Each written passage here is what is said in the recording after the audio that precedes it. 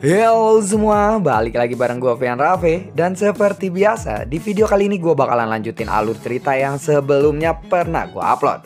Dan gak kerasa gue juga udah sampai ke session 25 ya dari kelanjutan Battle Trog The Heaven ini. Tanpa banyak basa-basi lagi, yuk kita langsung check this out aja alur ceritanya.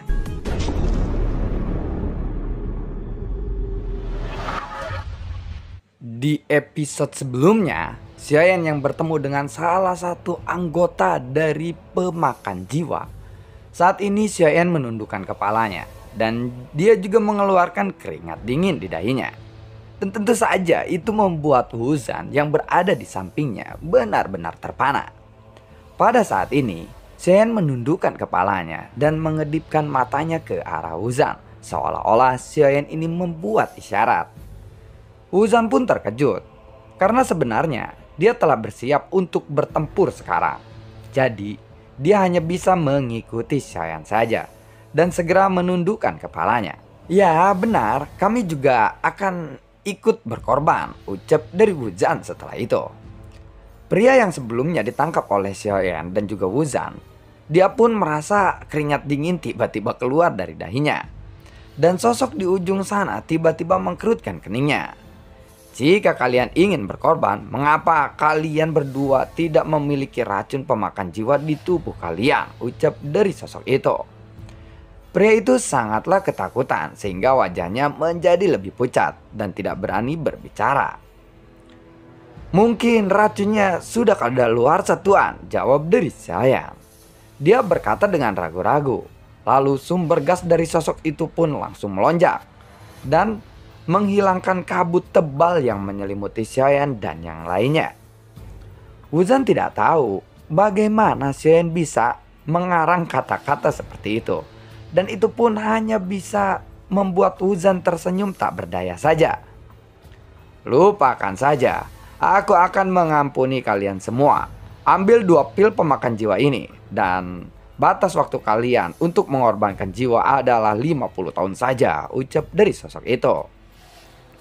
Kemudian, kedua pil hitam itu lalu dilemparkan kepada Xiayan. Xiayan mengambil pil pemakan jiwa dan melihat pil kasar yang memancarkan aura yang hitam. Saat melihat pil itu, Xiayan memperlihatkan ekspresi jijik di wajahnya. Kemudian, ada nyala api yang membara di telapak tangan Xiayan.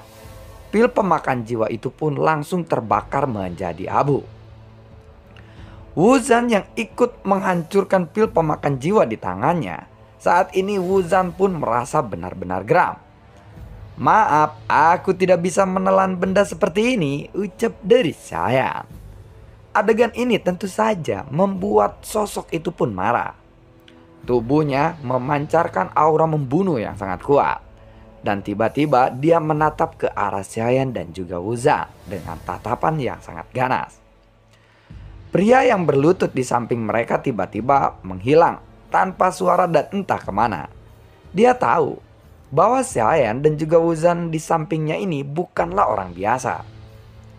Jika dia tetap berada di sini, dia takut jika pertempuran ini akan terjadi, maka itu menjadi sebuah ancaman besar baginya.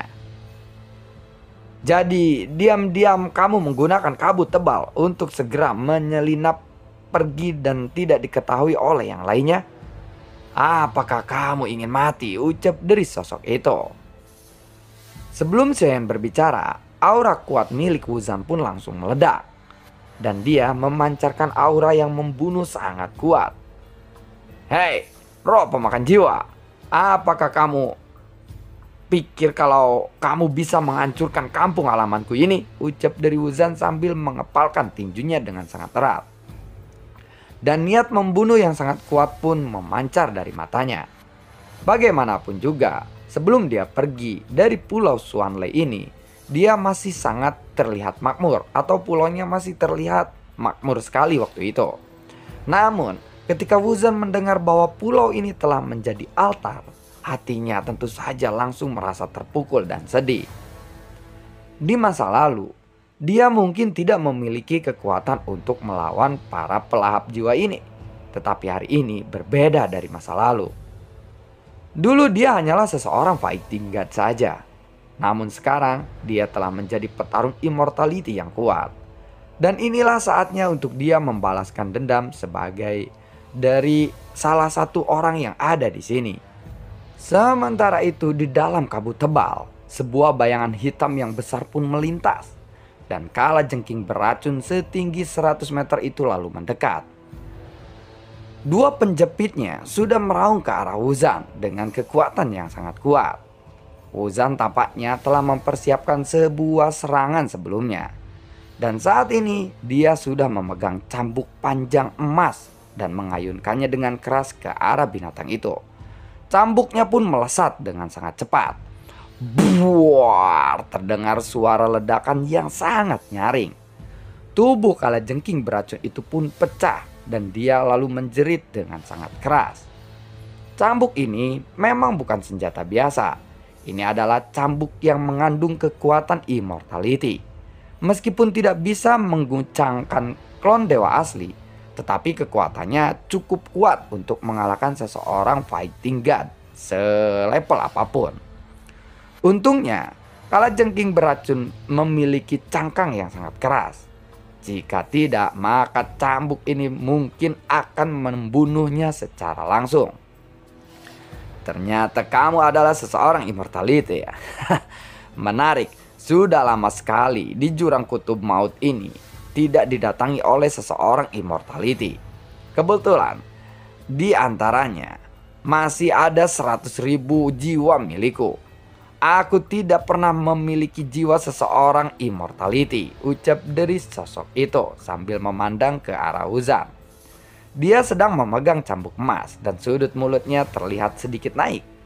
Dia menggunakan ekspresi tertarik kepada Wuzan saat ini. 100 jiwa. 100 jiwa saja rupanya. Jika kamu memiliki 1 juta jiwa, mungkin aku akan takut kepadamu, jawab dari Wuzan. Sepertinya tidak ada ketakutan di mata Wuzan. Dan dia sepertinya sangat mengenal klan pemakan jiwa ini. Dia juga tahu tentang kekuatan klan pemakan jiwa di depannya ini. Kekuatanmu hanyalah di tahap pertama Kaisar Immortality. Kenapa nada bicaramu itu sangatlah arogan? 100 jiwa milikku ini sudah cukup untuk menghancurkanmu, ucap dari sosok itu. Dia juga tidak menunjukkan rasa takut kepada Wuzan. Keduanya saling berhadapan untuk sementara waktu. Sementara itu, Sienna hanya duduk bersila di atas punggung Bingyuto saja. Kalau begitu aku ingin melihat apakah 100 jiwamu itu bisa menghancurkanku atau tidak, ucap dari Wuzan sambil menggertakkan giginya. Kebencian di dalam hatinya benar-benar meledak. Cambuk panjang di tangannya pun telah disimpan kembali. Dan sebuah busur emas mengembun di tangannya. Saat dia menarik tali busur itu, gelombang ultrasonik yang menusuk telinga membengkakkan telinga pun muncul. Buar, panah emas yang tidak terhitung jumlahnya langsung melesat ke arah sosok itu. Setiap anak panah itu mengandung kekuatan immortality. Trik ini juga pernah digunakan ketika dia berhadapan dengan klon dewa asli sebelumnya. Tetapi sekarang Wuzan lebih percaya diri dengan tekniknya karena dia tidak lagi menghadapi tubuh immortality legendaris milik Xiaoyan ini. Sosok itu lalu mengangkat tangannya. Banyak jiwa yang mengalir keluar dari tubuhnya saat ini. Dan kemudian meraung ke arah Wuzan.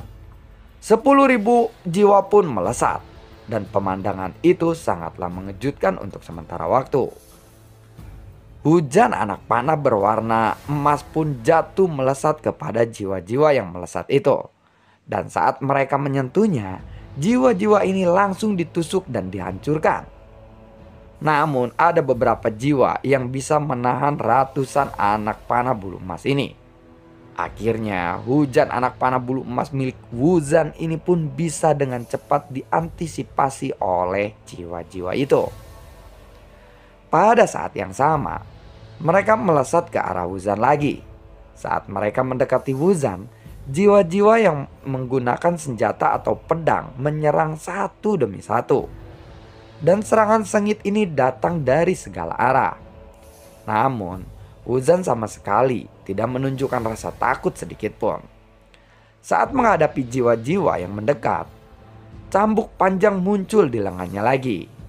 Dia melambaikan cambuknya dengan sangat liar sekarang. Dan dengan paksa dia memblokir semua jiwa yang mengaum ke arahnya. Ketika cambuk panjang itu diayunkan, dia bisa mendengar teriakan-teriakan kesakitan dari para jiwa-jiwa ini. Saat mendengar suara-suara itu, hati Wuzan pun benar-benar merasa sedih. Karena mungkin saja jiwa-jiwa ini adalah teman-teman atau kerabat yang dulu tinggal bersama Wuzan di jurang kutub maut ini. Wuzan tidak pandai untuk bertarung dengan jarak dekat. Cambuk panjang dan busur emas miliknya ini adalah senjata pertarung jenis jarak jauh. Namun senjata ini memiliki efek yang sangat signifikan pada serangan kelompok ataupun serangan jarak jauh. Setidaknya untuk sementara waktu senjatanya memang mendominasi. Ekspresi sosok itu juga berangsur-angsur menjadi suram melihat Wuzan bisa menangani 10.000 jiwanya. Bagaimanapun kekuatannya datang langsung dari jiwa-jiwa. Dan serangan semacam ini menyebabkan dia kehilangan banyak jiwa dalam sekejap. Dan jiwa-jiwa yang dilepaskan sama sekali tidak menyebabkan kerusakan kepada Wuzan. Saat pikiran sosok itu bergerak, jiwa-jiwa yang tidak terhitung jumlahnya lalu tersebar lagi dan diatur dengan sangat teratur. Formasi pemadaman roh kematian, ucap dari sosok itu. Jiwa-jiwa yang tidak terhitung jumlahnya mengelilingi Wuzan dan mereka membentuk sebuah formasi besar. Mereka benar-benar menyelimuti Wuzan saat ini. Yang bisa terdengar hanyalah jiwa-jiwa yang sedang mengaum di seluruh langit saja. Ribuan dari mereka membentuk sebuah formasi yang besar. Wuzan yang dikepung di dalamnya hanya bisa menggelengkan kepalanya saja, karena saat ini dia merasa linglung. Formasi ini jelas memiliki efek untuk membingungkan pikiran.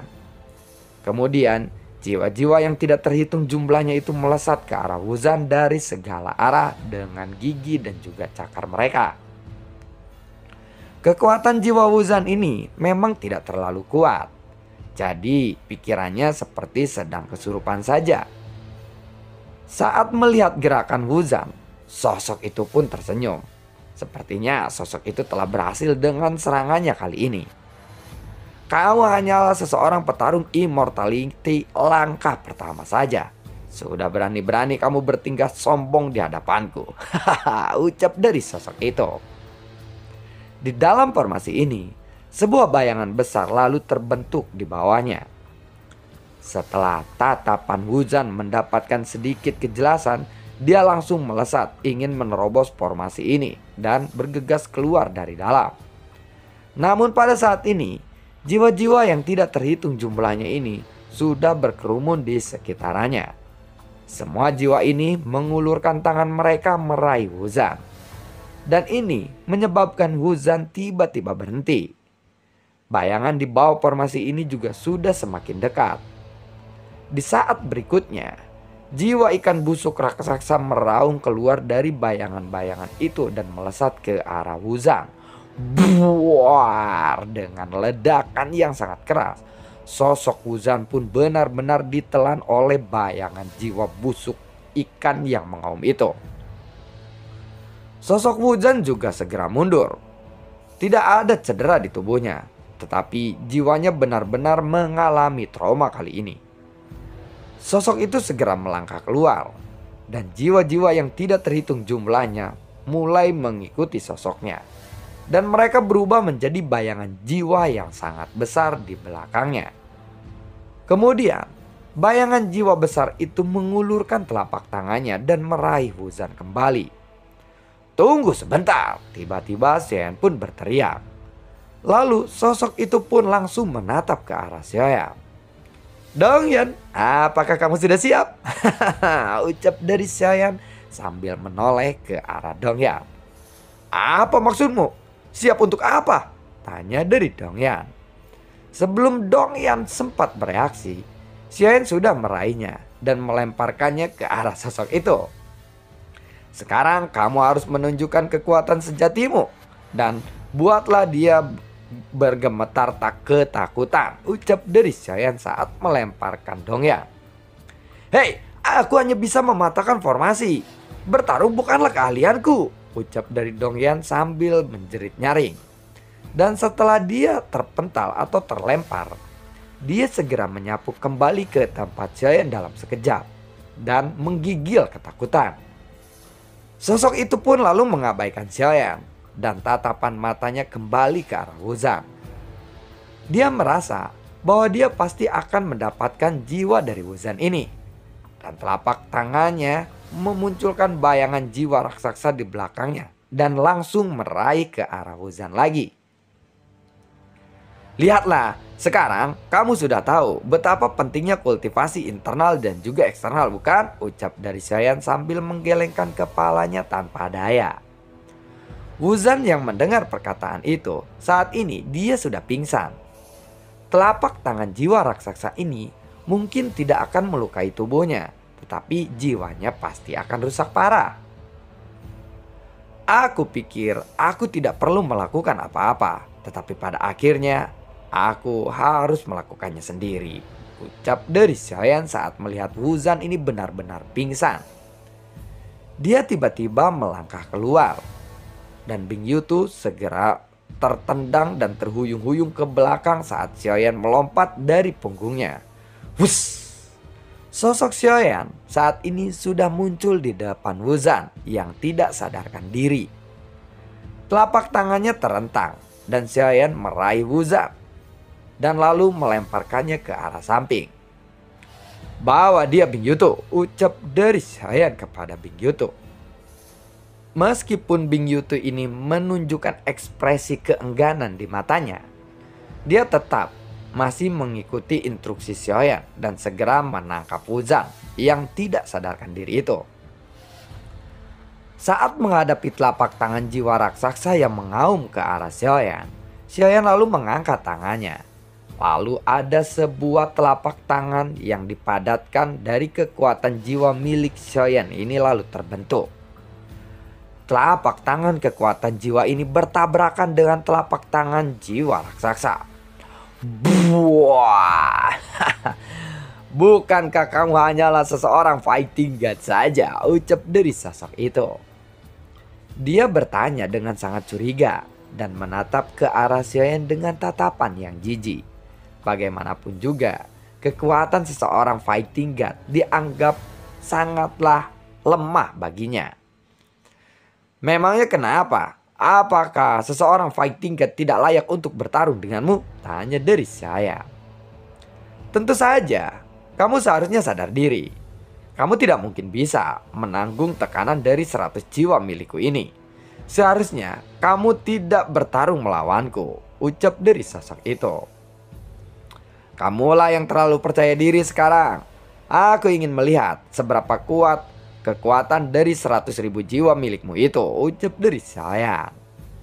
Tentu saja yang benar-benar membuat Xiaoyan sangat bersemangat bukanlah pertarungan ini. Sebenarnya Xiaoyan begitu menginginkan 100.000 jiwa perkasa milik sosok itu.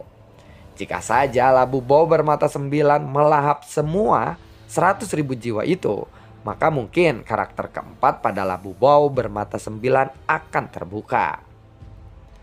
Jika labu bau bermata 9 yang dia miliki bisa digunakan dengan benar, itu pasti akan menjadi salah satu senjata terkuat milik Xiaoyan.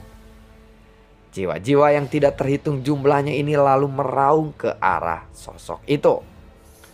Dia sepertinya ingin menggunakan formasi jiwa yang sama yang sebelumnya telah digunakan untuk berurusan dengan Wuzan.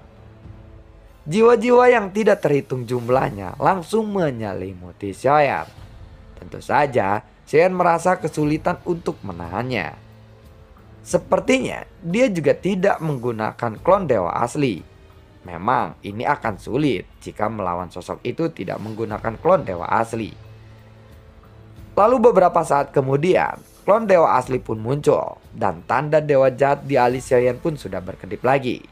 Kemudian kedua sosok itu pun tumbang tindih, alias mereka sudah menyatukan jiwa saat ini, membuat teknik kehidupan dengan skillnya. Dan lalu bagaimanakah kelanjutan ceritanya? Akankah Xiaoyan ini berhasil mengalahkan klon pemakan jiwa lagi? Anggota dari pemakan jiwa. Dan di sini skripnya emang kalian tahu sendiri ya. Ini dimana pas gua nge-lab itu sangat aral sekali. Karena kenapa Xiaoyan tidak menggunakan labu bau saja untuk menyerap semua 100.000 jiwa itu. Dan itu akan kelar. Dan ini pertempurannya pasti akan panjang sekali ini.